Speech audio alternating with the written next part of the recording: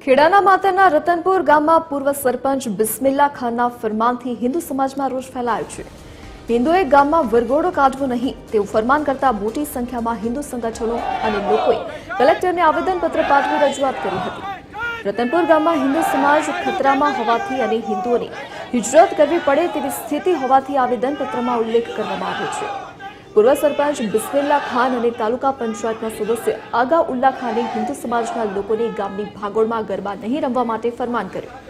લઘુમતીઓના આગેવાનોની આ પ્રકારની ટકોરના કારણે ગામમાં છેલ્લા એક સપ્તાહથી માહોલ ગરમાયો છે।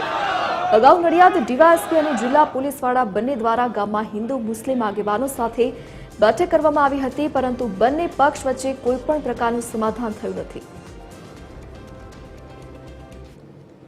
પંચાયતની જગ્યા હોય ત્યાં ગામના દરેક વ્યક્તિને અધિકાર છે કે ત્યાં પોતાના પ્રસંગો કરે।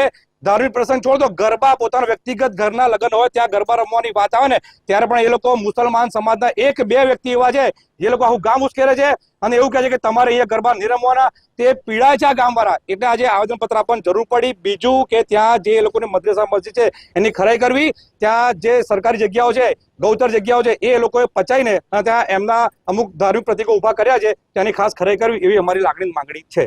તો અમારે પંચાયત બંધ કરી દેવાનું, અમારે ઘરવેરો ભરવા જવાનું બંધ કરી દેવાનું કે અમે કોઈ ગામના રહેવાવાસી જ નથી। તો પાકિસ્તાન એક છે એવું કહેવા માંગે છે, એમને શું કહેવા શું માંગે છે લોકો, એમના નાગરિકો અમને કહેવા શું માંગે, બીજું કઈ નહીં। જે એમના આગેવાન છે, આગેવાને એવું કીધું જે બી તકલીફ પડે અમને જાણ કરજો, અમે જાણ બી કરીએ છીએ। વરઘોડાની અંદર રાત્રે સ્ટ્રીટ લાઇટ બંધ કરી દેવી કે આવી રીતે જેમ તેમ હેરાન કરવી। ગરબા લેડીઝ ગાતી હોય તો છોકરાઓ આગળ ધીમે ધીમે આગળ આવીને ઊભા થઈ જાય તો ગરબાનું ટોરું લેડીઝ નીચેથી ઉપર આવવાનું ચાલુ થઈ જાય। એ બીવાય છે, અત્યારે વરઘોડો કરતા પહેલા બીક લાગે છે।